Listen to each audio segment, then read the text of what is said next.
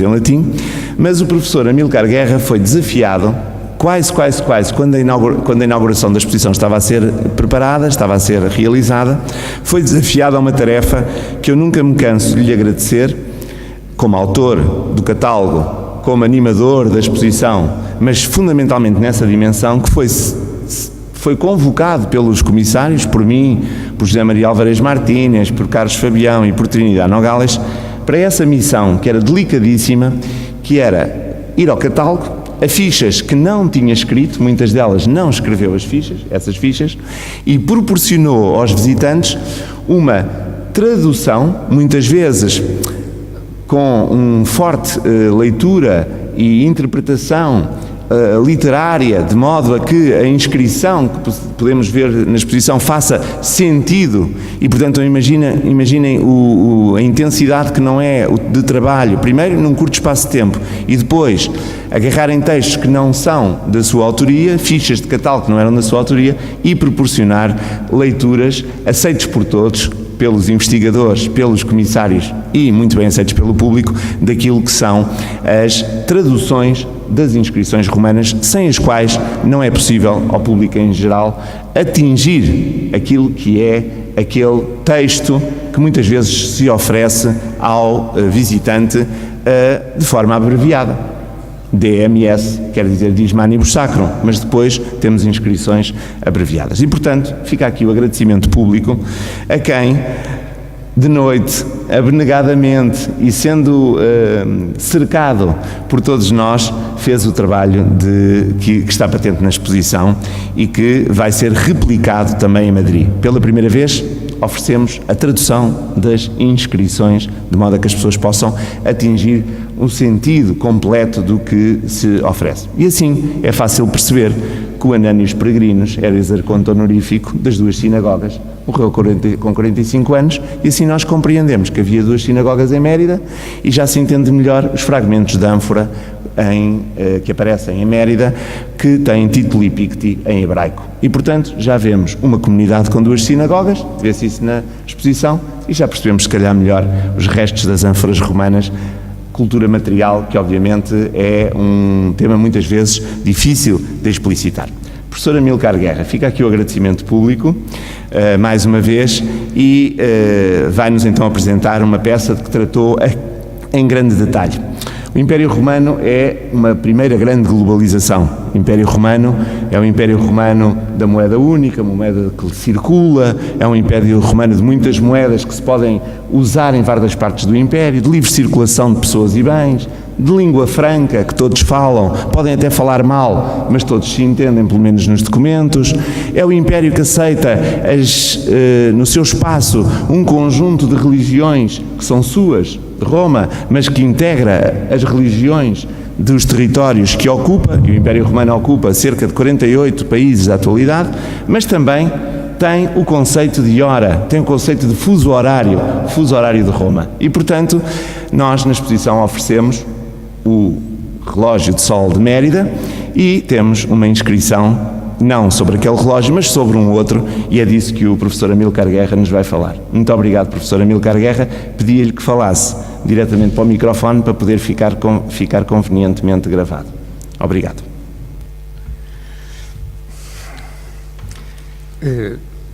Muito bom dia a todos.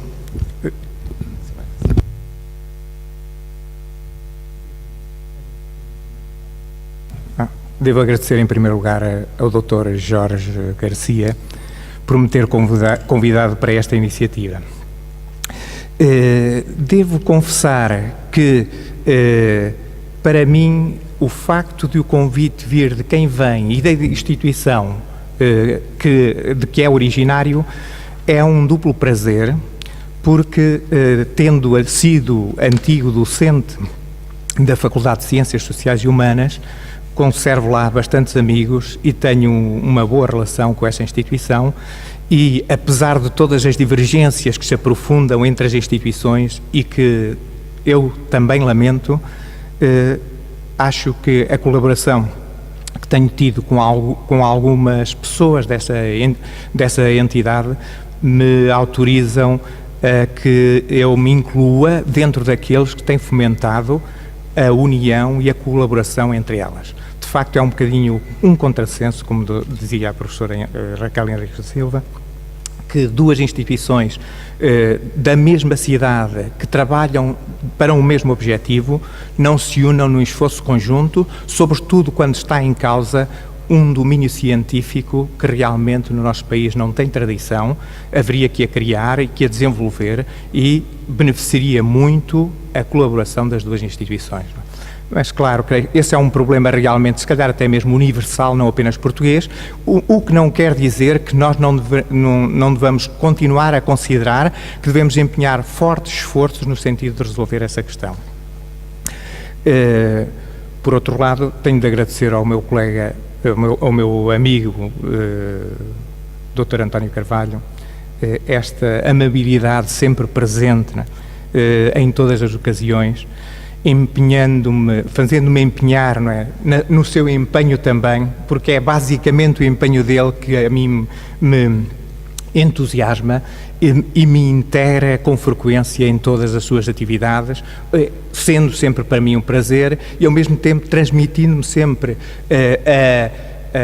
a ideia correta de como eu devo adaptar o meu discurso e a minha postura a uma divulgação da ciência, consoante o nível a que ela se destina, tanto ao nível de um público em geral, como às vezes no plano científico, não é? As oportunidades que me têm dado para fazer isso em assuntos que se ligam também com a arqueologia e sobretudo com os materiais do museu, são neste caso fundamentais para eu poder estar aqui a apresentar agora esta minha comunicação.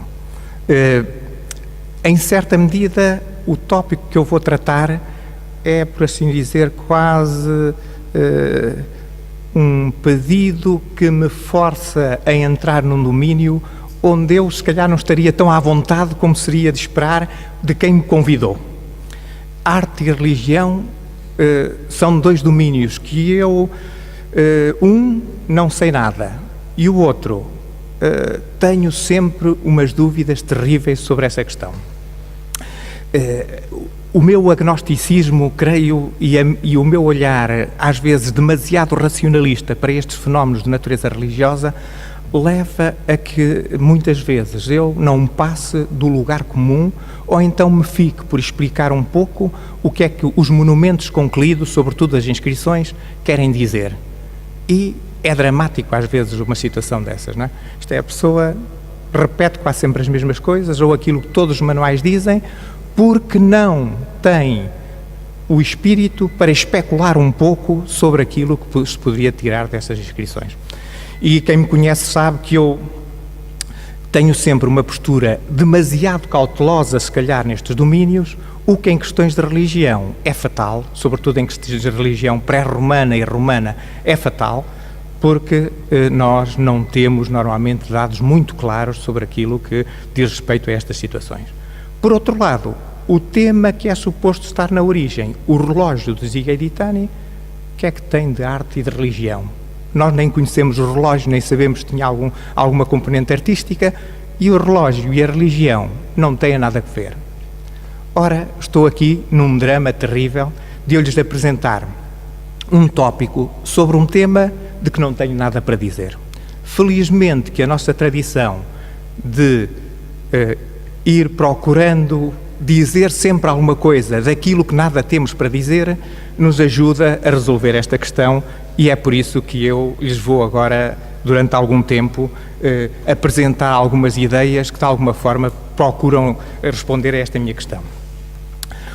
O relógio é conhecido por uma inscrição que é um monumento relativamente pobre, até num conjunto da epigrafia da Hispânia. Olhando para esta pobre e pequena inscrição, nós poderíamos dizer, mas é este monumento que é assim tão importante? É claro que é como um pouco como as pessoas, não é? Não é a sua aparência que lhes dá valor, é o seu valor intrínseco que é ser posto em relevo, não é? E por isso este monumento que têm aqui pela frente e que podem ver na exposição é realmente um monumento extraordinário, dos mais extraordinários que há na exposição, na perspectiva de um epigrafista, e foi por isso que, em certa medida, eu aceitei tratá-lo aqui. Também, em boa parte, porque as questões que coloca, desde logo do ponto de vista epigráfico, são muito interessantes e complexas, e esse aspecto que eu evitei apresentar ao público em geral quando apresentei esta peça no contexto das atividades associadas à exposição, vou aqui apresentá-lo. Eu não falei dos problemas de natureza epigráfica, mas creio que são interessantes para nós. Em primeiro lugar, há alguns problemas que são propriamente problemas que resultam da observação da peça e daquilo que efetivamente lá está escrito, e o mais significativo nesse sentido é o do nome Thálios, o T de Thálios, que, se olharem bem, não sei se se consegue ver, não foi observado por todos, mas na realidade está lá. E, portanto, essa leitura ali da inscrição, que, por exemplo, no decalque que vocês veem aí, feito nos anos 50, creio eu, não tinha o traço vertical do T. No entanto, uma boa fotografia permite ver que está lá o T e, portanto, que deveríamos ler Thálios e não Iálios, não é? O mundo da epigrafia às vezes é terrível, por vezes ainda vem recentemente algumas leituras como Iálios, mas é assim, não é? Nem sempre quando as leituras têm fundamento são completamente percebidas. Os outros problemas são mais problemas de natureza interpretativa. O primeiro deles diz respeito ao elemento algo que temos ali no início da inscrição, e que hoje para nós é bastante claro que se refere à situação de ser augustanos, mas provavelmente por causa da circunstância da designação dos habitantes de Augusta Emérita no seu tempo ser mais conhecida como emeritenses, não se orientou a interpretação para esse lado, mas para um outro lado um pouco distinto, e em certa medida justificável pela estrutura onomástica latina, onde são frequentes os trianómina, e aqui teríamos realmente, haveria a hipótese deste algo ser o terceiro elemento onomástico que se juntaria a Quintus Thálios. Quintus Thálios augurinos, creio que uma das propostas é augurinos, precisamente para resolver uma questão, o que é que seria aquele algo que estava ali. Tendo em consideração que, sobretudo nas primeiras interpretações, a sua consideração como augustanos era pouco viável, porque as pessoas estavam mais fixadas na ideia de que a designação de origem seria mais emeritenses. É evidente que depois um conjunto de inscrições, sobretudo precoces da realidade epigráfica emeritense, veio pôr mais claro que a designação em determinado momento das pessoas naturais da Augusta Emérita era augustanos, e por isso aqui faria todo o sentido, dada a sua condição de pertencer à tribo Papíria, e a tribo Papíria ser para todos nós, na Lusitânia, o correspondente a indivíduo originário da Augusta Emérita. E, portanto, desta forma, se tornou praticamente incontestável que se trata de augustanos. A dificuldade seguinte foi aquela abreviatura de 3 letras, LAF, que eu resolvi nesta circunstância, e contra aquilo que fiz recentemente, não desenvolver. Ou melhor, posso propor dar algumas sugestões, mas na realidade temos ali um problema que não está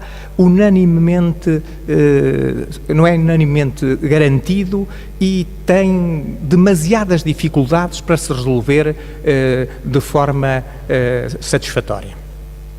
É claro que uma primeira hipótese foi o LA como Libens Animo Fecit, ou qualquer coisa assim deste género, mas a qualquer epigrafista de bom grado fez, não é? Mas a qualquer epigrafista essa circunstância causa um transtorno terrível, porque é uma fórmula típica dos monumentos votivos, e aqui não se trata do monumento votivo, não é? Se fosse dedicado a uma divindade, essa expressão faria algum sentido, mas aqui não faz. Por isso, algumas pessoas pensaram que faria mais sentido, sobretudo pela sequência, LAF per magist, qualquer coisa, não é? Faria mais sentido que houvesse ali qualquer coisa ligada com o lugar em que foi colocado. E por isso surgiram basicamente duas propostas. Loco assignato ou loco accepto, expressões bem conhecidas da epigrafia e muito ligadas com as inscrições monumentais, não é? Claro que essas seriam as duas possibilidades mais fortes e mais interessantes para essa circunstância concreta, atendendo à natureza monumental da inscrição. Só que o F de fecit ou outra coisa similar não deixa de criar um certo problema interpretativo. Não é natural que essa seja a expressão, se fosse outra, ou se não estivesse presente, não é? Se não estivesse presente, poderia ser mais fácil de interpretar. Agora o F cria ali problemas que são difíceis de resolver. A outra questão que fez já correr muita tinta e que se calhar ainda continuará a fazer mais foi a da abreviatura MAG. Inicialmente porque o elemento da abreviatura MAG se discutia se era magister ou magistri ou magistrati ou magistrati, magistrados, não é? Magistrados ou magistri. Essa circunstância fez correr alguma tinta, mas creio que depois a evolução natural foi para que se considerasse que era o termo magistrado que estava aí presente. E alguns leram per magistratos, que era o natural, não é? Que fosse então por iniciativa ou por intervenção dos magistrados, só que se gera um problema terrível. É que se fosse per magistratos, se esperaria que a seguir viesse o nome dos magistrados em acusativo pedido pelo per e não em genitivo como está. Por essa razão, sobretudo algumas pessoas que fazem mais questão de respeitar a língua latina, procurassem encontrar uma solução que fosse válida do ponto de vista epigráfico e que ao mesmo tempo respeitasse o genitivo que vinha a seguir. Uma das soluções foi per magisterium e a minha preferida per magistratum, isto é, através da magistratura de fulano, fulano e fulano, que fosse interpretado, portanto, como magistratura, magistratum, um tema em U que é relativamente raro na epigrafia, mas que aqui permitiria conciliar as duas situações, a existência da referência ao termo magistrado e, ao mesmo tempo, o genitivo de todos os nomes dos magistrados. Eu sou um pouco avesso a considerar que temos de acrescentar ali tautonium, malganium ou outras coisas do género, malganum, ou temos de acrescentar ou temos de substituir, que ali não se trataria de acrescentar, ali trataria-se, em alguns casos mesmo, de substituir o i por não é?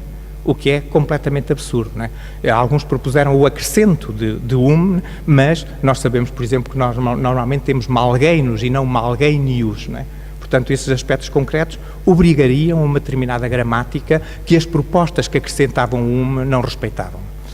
E, portanto, a interpretação que tem aí do ponto de vista latino é aquela que eu acho que oferece bastante segurança e que eu partilharia neste momento, mas, claro, aceito perfeitamente que haja pessoas que manifestam alguma renitência em relação a este aspecto concreto. Um dos aspectos mais notáveis desta inscrição é a referência a um horário. Essa referência a um horário é única na epigrafia latina. Não há mais nenhuma referência a um horário num contexto epigráfico do mundo romano inteiro. É, portanto, uma palavra relativamente rara e mesmo na literatura latina. Eu apenas identifiquei uma, mas devo confessar que não fiz uma busca completa porque me falta ver o Thesaurus Linguae Latina e que não tinha à mão quando estive a preparar esta comunicação. Mas apenas encontrei uma referência desse autor Censorino, não é? Do século III depois de Cristo, um gramático, que se refere precisamente ao significado de relógio, mas de água, um relógio de água. E aqui levanta-nos sempre um problema. Então, se Censorino diz que é um relógio de água, nós vamos agora dizer que o relógio podia não ser de água? Sim. Infelizmente, a própria fiabilidade que podem ter informações de determinada altura das fontes latinas pode permitir que nós as contestemos e as ponhamos em dúvida. Essa circunstância, sobretudo pelo facto de, etimologicamente, a palavra ser ambígua, ser um instrumento que dá horas, já não falo, curiosamente eles põem horário sem H, horário sem H é uma outra palavra latina, mas é impossível que seja essa palavra que está aqui, não é? Creio que é um lenço com que se limpa o suor, não é? Que é o horarium, é um horário. Ora, admitir que oferece um horário, hoje aqui tem-nos um lenço para limpar o suor, é uma coisa completamente impossível, não é? Portanto, ninguém considerou alguma vez essa possibilidade, e ainda bem, não é? E ainda bem. A ambiguidade da terminologia latina no que diz respeito a diversos instrumentos e a diversos aparelhos é bem conhecida, e no caso concreto, se nós percorrermos alguma da literatura e alguns dos aspectos relacionados com a documentação epigráfica e arqueológica, nós podemos ver que existem pelo menos outros dois, solarium e horologium.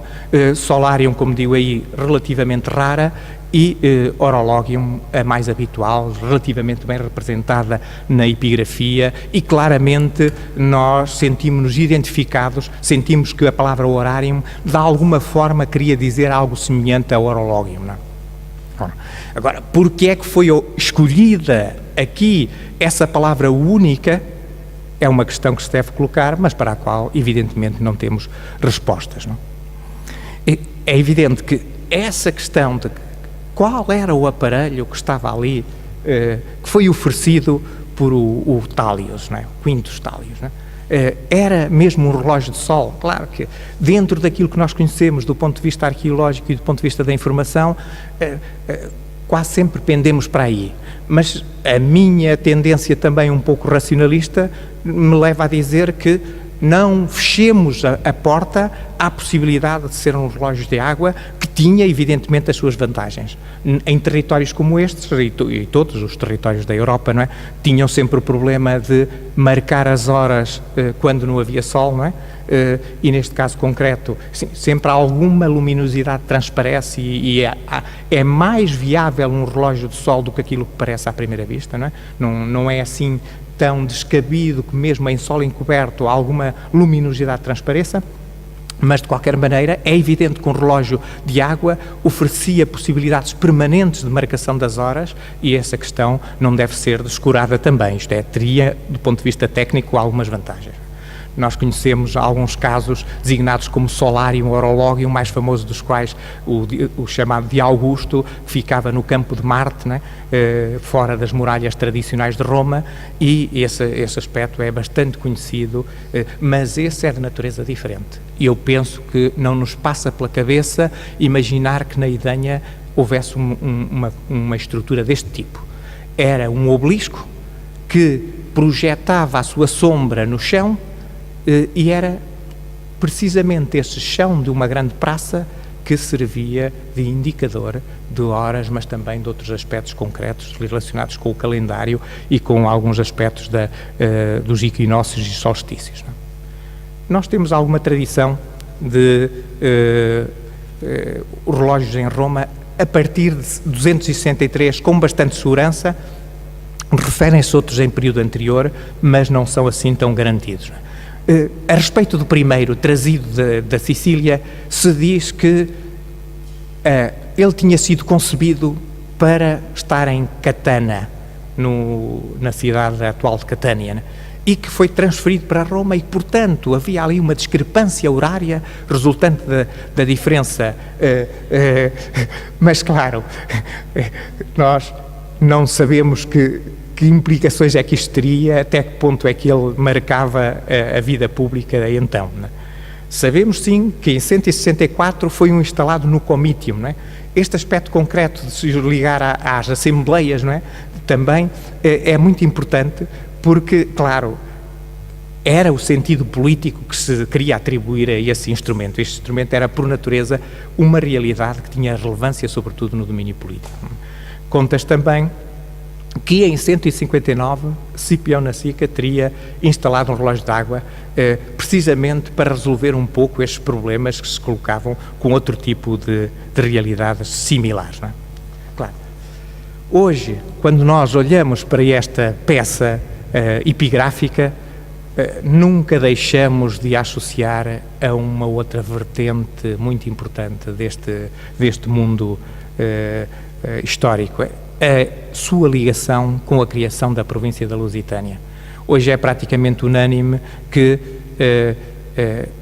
as transformações políticas que se deram por volta de 16 a.C., data de que é esta inscrição, têm que ver necessariamente com esta oferta do relógio e com o desenvolvimento de uma vida pública precoce ainda numa cidade como a Idenha, não é, como a Civitas Egeditanorum, e que deu origem a um processo de transformação das comunidades locais que nós hoje conhecemos relativamente bem dentro daquilo que são os progressos da ciência nos últimos tempos, uma vez que, de facto, ainda há algumas décadas, se calhar, pouco se tratavam estas questões, não é?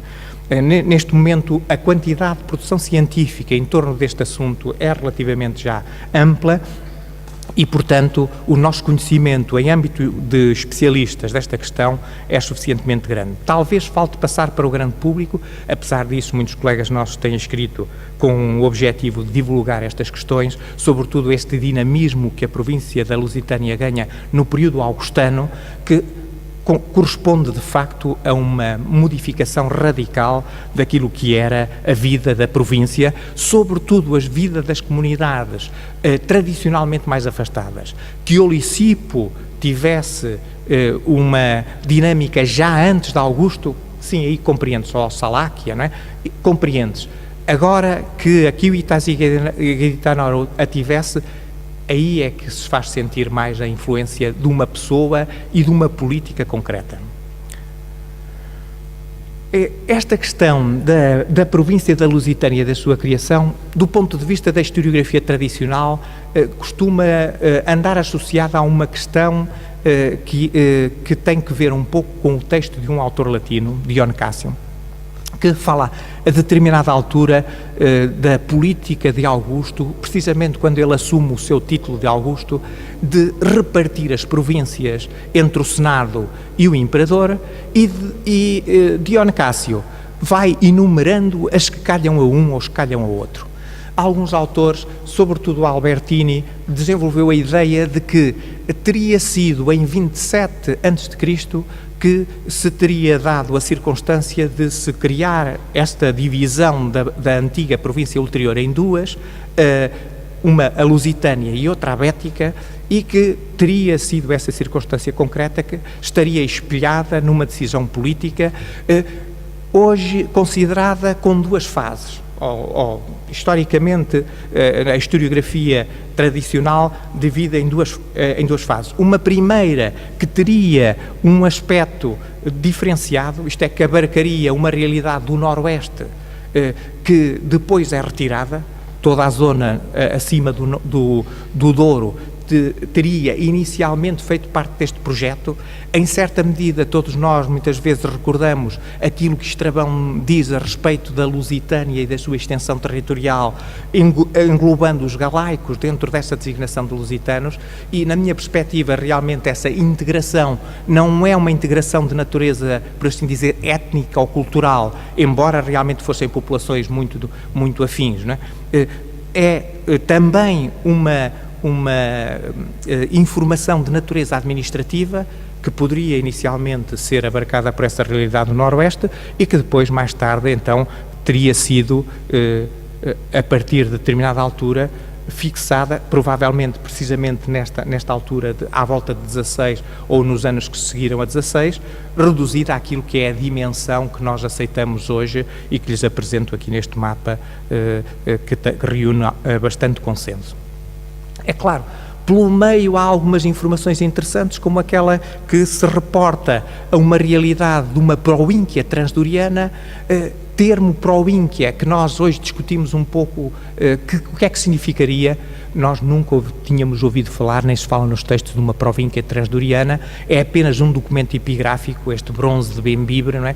Que fala nessa transdoriana província e que muitos preferem interpretar como o termo província como uma designação genérica, um território determinado e não uma verdadeira província criada no mesmo plano que as outras, que a Lusitânia, a Bética ou a Tarraconense, não é? Portanto, estes são aspectos que eu, sinceramente, não me sinto com qualquer autoridade para discutir, transmito apenas aquilo que geralmente é apontado. Que esta dinâmica da Civitas Egeditanorum, a partir desta data, assume aspectos de natureza política profunda e pública, não é? Nós podemos notar, entre outros documentos, por esta dedicatória a Gaio César, esse filho adotivo, não é, preparado para imperador de Augusto, que infelizmente viria a falecer precocemente, não é? E, portanto, esta dedicatória da própria Civitas Egeditana, não é, que se assume como entidade política que faz esta dedicatória, claro, sempre promovida promovida pela ação dos magistrados idênticos àqueles que receberam o relógio e que sancionaram, se calhar, um lugar para ele.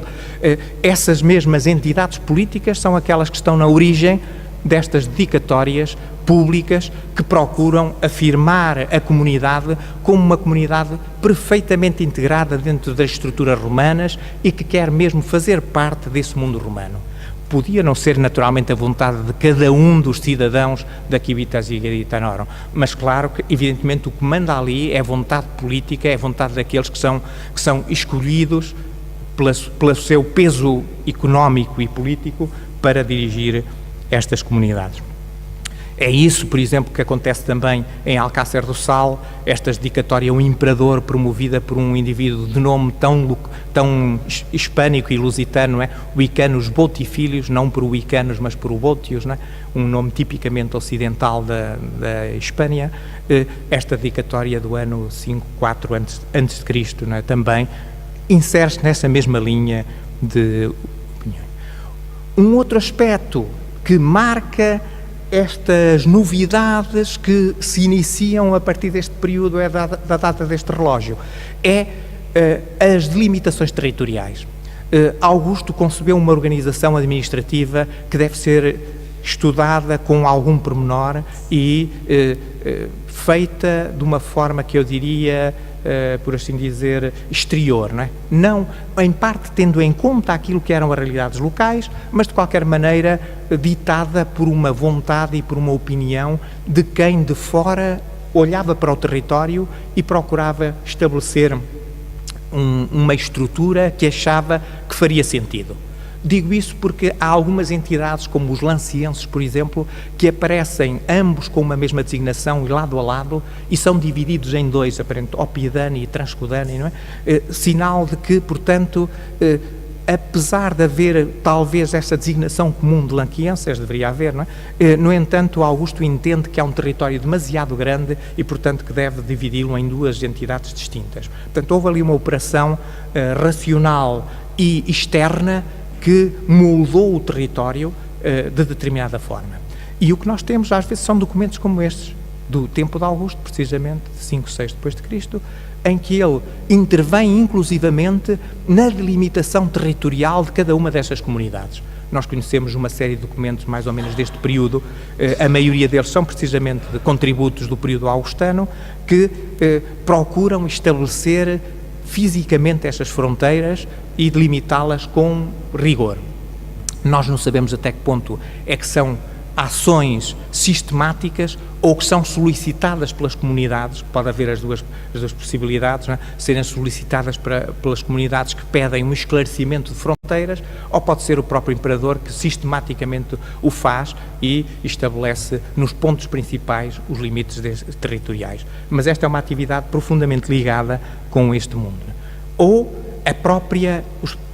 o próprio lançamento de linhas de arquitetura tradições arquiteturais que vêm romper completamente com a tradição. Claro, muitas vezes assentes, como no caso da Augusta Emérita, que lhes mostro aqui, assentes em territórios onde não existe nenhuma tradição anterior, ou na Civitas Igeditanorum, da mesma forma, implanta-se num território uma nova estrutura que permite que a própria estrutura urbana e arquitetónica seja uma marca cultural e uma marca artística que o mundo romano introduz nesta situação concreta. Não é? E claro, com muralhas também, com muralhas que definem uma cidade à moda romana em certa medida, com templos existentes no Fórum, como o caso do templo que existe na Civitas Igeditanorum, que lhes mostro aqui uma imagem e que é um dos exemplos que simultaneamente pode dar uma resposta às duas componentes que constituem a temática destes encontros. Isto é uma componente simultaneamente artística, uma vez que a sua componente arquitetónica, na sua complexidade, se insere muito bem dentro deste contributo artístico para a definição daquilo que é o mundo da Lusitânia romana, e é ao mesmo tempo um sinal religioso, porque não há vida pública que não assente, em boa parte também, nessa tradição de natureza religiosa. É evidente que há uma religião que tem uma natureza muito distinta daquilo que é a nossa religião mais participativa, introduzida pelo cristianismo. Não é? No mundo romano, estes templos de natureza pública eram com frequência o lugar de ação dos sacerdotes locais, não é? Mas, de uma forma geral, desligados da comunidade, ou melhor, não eram atos públicos os sacrifícios que se faziam em nome da comunidade, ou eventualmente em homenagem ao imperador, do culto imperial, a partir de determinada altura, não são atos que envolvem a comunidade que está presente e assiste a estas realizações e a estas iniciativas, mas basta que as autoridades religiosas ou políticas, não é, estejam presentes para que tenha validade completa o ato. É uma natureza diferente esta concepção religiosa que tem este mundo romano, sobretudo no domínio da religiosidade pública, que era seguramente aquela que estava aqui mais presente nestes templos que se situavam no Fórum. Não é? Essa religião pública de proteção das próprias comunidades, de que se encarregavam depois, claro, os sacerdotes locais. E, ao mesmo tempo, às vezes, temos dados de iniciativas de privados. Às vezes há privados que se inserem mesmo nesta mesma linha de mandar construir templos e oferecê-los às comunidades. Esse aspecto, claro, até se calhar ainda hoje tem alguma relevância, só que normalmente as ofertas privadas cada vez são menos relevantes, mas basta ir ao mundo da história moderna para encontrar imensos exemplos de templos que foram oferecidos por iniciativa de privados. Não é? Nestes casos concretos no mundo romano era habitual, mas o sentido político que têm estas ofertas, em muitos deles, é completamente claro. Este caso do Caius Cantus Modestinos é o caso mais famoso, se calhar até mesmo dentro do mundo romano. Não sei se eu conheço algum caso, também conheço mal realidades de outras províncias, não é? Mas eu penso que no contexto do mundo romano é o mais famoso construtor de templos. Não sei se há outros. É um indivíduo que manda construir uma série de templos em várias cidades, não é? De sua iniciativa, oferecendo-os a essas comunidades. E, naturalmente, logo 2 na cidade de que aparentemente é originário, na Civitas Igeditanorum. O mais interessante, e esse é um aspecto surpreendente, em certa medida, para nós, ou em certa medida foi em determinada altura surpreendente, é que as ofertas que ele faz também depois se estendem a outras comunidades, sem percebermos muito bem porquê. É evidente que tem relações de natureza política e outras também com outras comunidades, em concreto provavelmente com aquilo que é a localidade da Bobadela, com a comunidade cívica que está assente na Bobadela.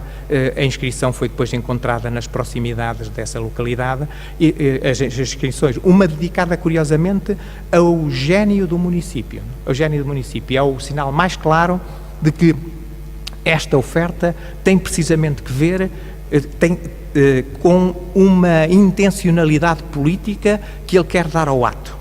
Dedica-se ao gênio protetor do próprio município. Creio que um sinal mais político do que este era muito difícil de ser dado por um privado que manda construir o templo e oferecê-lo ex património sua, não é? À sua conta, com todo o seu património. Outro dedicado à Vitória, como viram, a Vênus e a Marte, ainda que as interpretações das inscrições sejam algo complexas. Talvez seja o mesmo, embora aqui, claro, eu não sei o que dizer, porque de facto esta oferta de uma pequena ara, talvez a Diana, nessa forma tão pouco, ou com um toque não muito latino, Diana em vez de Diana, não é?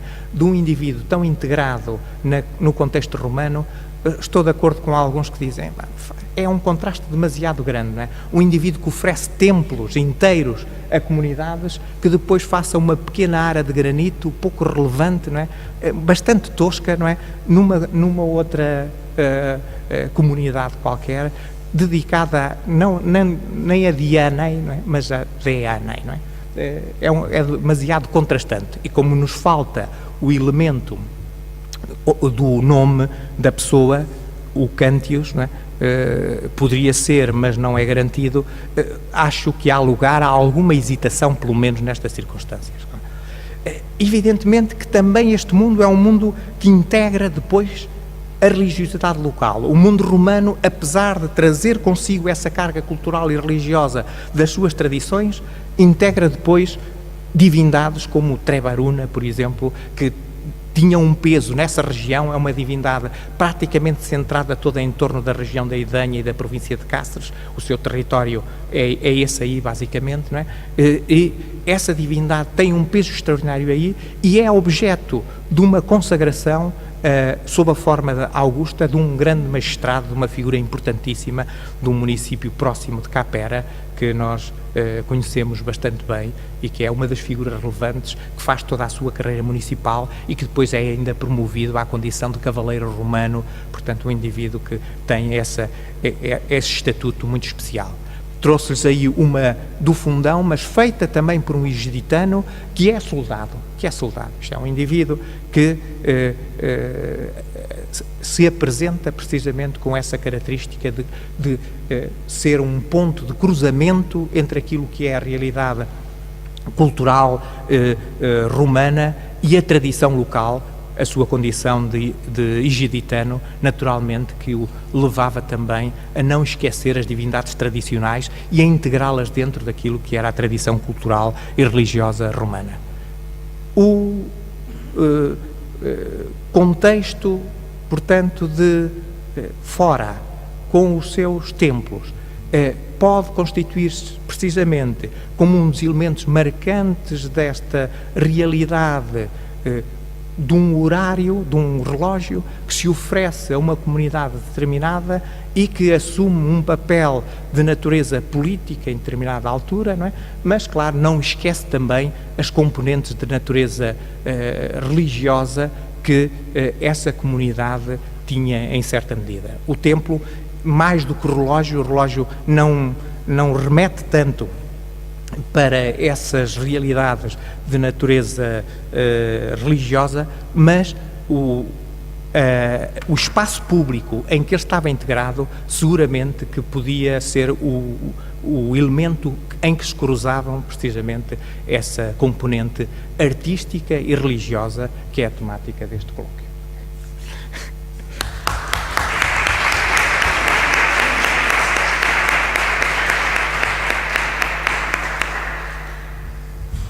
Muito obrigado, professor Amilcar Guerra, e claro, amanhã, durante o dia de hoje e da manhã, mas certamente amanhã na visita a Trinidade Nogales passaremos pelo relógio e alguma coisa mais pode ser acrescentada. Claro. Como está previsto no programa, antes da pausa, pergunto se há alguma questão relativamente a esta intervenção ou se faz agora a pausa para café. Não vejo o Jorge, ali atrás. Então, se não há questões, propunha então, Jorge, como estamos bem de tempo, fazíamos a pausa agora? 10 minutos para tomar café já está servido ao fundo. Muito obrigado, professor Amílcar Guerra, muito obrigado a todos.